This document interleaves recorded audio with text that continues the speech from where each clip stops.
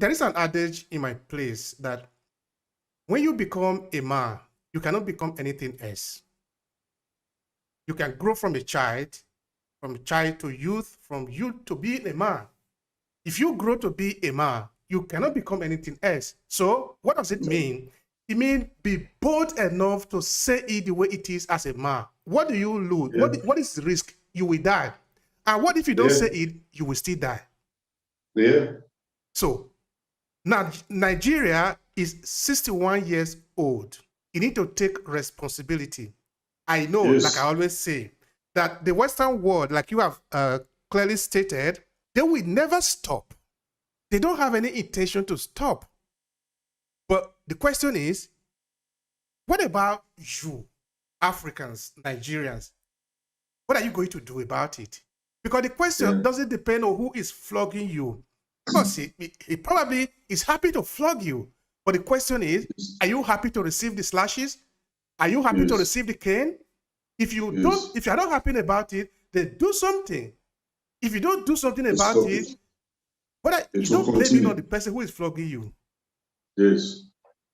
We know, because looking at Nigeria from the point of view of security, that what is building as a security threat in Nigeria today, even if it happens, it's not going to be for our interest, because the one that have happened before has not been for our interest. The best alternative is to avoid it so that we can live. I don't want my father, my mother, my brother, my sister to die. So what can I do? And another thing is that, because we have also said that this nonchalant attitude of saying it is not my business, we know it is your business. If Nigeria go rotty, you rotty with Nigeria if you are a Nigerian. Yes. And of course, even if you are in Nigeria, maybe you run to the United States or run to Europe, or you are still rotting, because it means you have no country anymore. Yeah, that's correct. So it is your responsibility, whether you are in Nigeria or you are somewhere else, do something about it. So Absolutely. This is the how. What can we do? Because now, the process of bringing people to power might not necessarily be all of it within our control. Even here in Europe, sometimes their government can also be manipulated by some other persons, you know? Because this is power. This is a human society. There must be control. Somebody must control another person somehow. Even in the animal world, they do control themselves too. So for the fact that there is going to be control, someone wants to control you, there is no two ways about it. As long as you are not strong enough to stand for yourself, you will stand on the direction of another person. Now, how can we begin to stand for ourselves? What do we need to do? Where do we need to start? What we need to do is correctional services. We need to establish correctional services. I don't mean in the force, but I mean organizations of induction. Constant inductions to our people, constant training to reprogram our understanding of just saying we are an African, so we are not born to the leadership. We are born to be the followers. No, nobody is born to constantly be a follower. We have terms that changes. We need to reprogram the mindset of our people, of getting into that seat of power, knowing that they are going to serve, knowing that a lot has been placed on them, knowing that to whom much is given, much is expected. Not just going the moment or celebration of merriment, that, oh, I've merited to be here. Now it is time to make money. We need to establish organizations, I repeat, that will move to our local constituencies and induct our people and reprogram their reasoning and understanding. Otherwise, we will continue to have those who have money but have no brain sitting on our positions. And we will continue to be those who have a lot to say,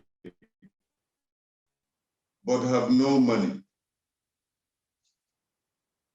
But I'm saying this so that we all will sit down and understand that we all have roles to play. It is not when you say, oh, to God, O Israel, he's the king, or he is the president, so let him do what he wishes. No, whatever he wishes to do should be your command, because you place him there, and you place him there to represent you. So he cannot authoritatively rule the nation without your say. We also should learn to be democratic, as they said it. We also should learn to be free in that democracy. We should not always be afraid of our government not having the freedom of speech. There should be a forum for criticism, not strict. For instance, the southern region where I stay, I can dress on a militant dress and walk around. I don't know of Italy, if that is also applicable. Absolutely. Thank you. Yeah, you can dress the way you want. Nobody harasses you. The way you want, you know. But even in Nigeria till tomorrow, you dare not try to wear even a t-shirt that looks like a military cap. They will flog you home. Let there be freedom. Let's start with freedom. Freedom of speech, freedom of dressing. I don't say freedom to our morals, but freedom of this can lead to correctionals. And let us have correctional services, correctional organizations in our local constituencies. This is my suggestion for now. Thank you very much for that. Now we are moving towards the end of the podcast. Now we make mention of a number of things that are important, no? Like crisis is not going to benefit us in any way. And we have also talked about the fact that our institutions, the government that we have, are not working to solve the problem that we have. Like I always say, when Obasanjo became the president of Nigeria, which was 1999, that was the time that the military eventually stopped their administration, that they returned to the barrack. The problem of Nigeria was already clear. We wanted light, stable light in Nigeria. These are not the only problem, but at least these are the primary one. We need infrastructure. Okay. We need the road to be built. We need to be able to feed ourselves. All these have been the issue. Instead, the government that we have had up until this moment create problem and attempt to solve the problem. What I mean is this one. If there was no Boko Haram issue, the question Nigeria will be asking their government is, what are you doing about the light? Because you say you were going to solve the problem of light. But since they decided to create Boko Haram issue, security problem, tension, dying, fear, you can't ask questions about other things where there are more other pressing needs, like being alive. So we must understand that this is also a game. They are playing a game on you. They don't want to solve the real problem. They therefore have created their own problem to solve. And they're not even solving the problem. They're just playing on your intelligence. And we know this because everybody are not just stupid. But what we are saying now, what the Nigerians are saying at 61 is that we want the government that can solve the real problem. And the real problem are like having stable light, having food, having jobs. We don't need any miracle to do this. We don't need prayer. We don't need fasting. We need real solution.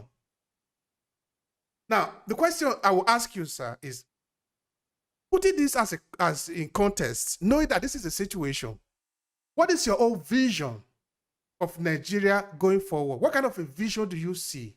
All right.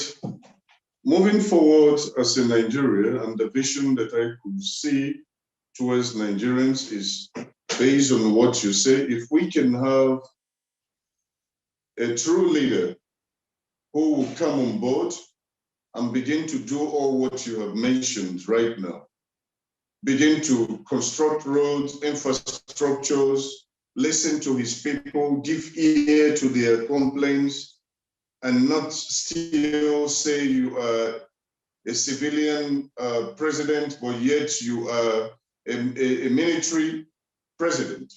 You become militant in that democratic elected position.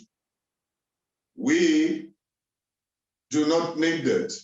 So my vision is, if all these are done, then Nigeria will be a better place to live. It will be a better country, because people will then begin to relax and see that their leaders are taking charge, begin to see the infrastructure developing on a daily basis. To tell you the truth, Nigerians are very strong, industrious people that I have ever wished to be a Nigerian, even if I reincarnate again and again. Why? Because our people are like the Jews. They make money where there is no money. They can sit together and make money out of nothing. They study a certain situation and they create money out of that situation. So what am I trying to say? Our people actually, you see, in every content, whatever that forces you to be bad can as well force good things on you. There might be advantage of such. Our people have learned to be industrious, self-reliance. We have learned to be so strong in everything we're doing, believing that money must come out of it. So what am I trying to say? That an average Nigerian doesn't even need the government. Like the southern part where I am, there are grants. They go to collect grants. Who is interested on grants in Nigeria to face the reality? Most of them do not even know what is grant. You tell them that, what is that? But here, there are grants for children that has no father. There are grants for women that have no husband. There are grants and grants and grants for this, and the Nigerians don't need that. They have learned to be the hard type, the diehards. So what they need is just this electricity. Infrastructure, beautiful infrastructures, roads constructed. Nigerians will say hallelujah to that. So my vision for Nigeria is that if all these things are done, if we begin to have leaders who can say, okay, before I start consuming to my pocket, even if I must consume, let me create roads, put infrastructures in place, do beautiful things, recreational centers, and social gathering places. You will see that Nigerians will look out from his personal consumption. I'm telling you, the vision is Nigeria will be a wonderful place. Will be an abode, a place to stay or reckon with. But without all this, there will be more agitations. Whole Africa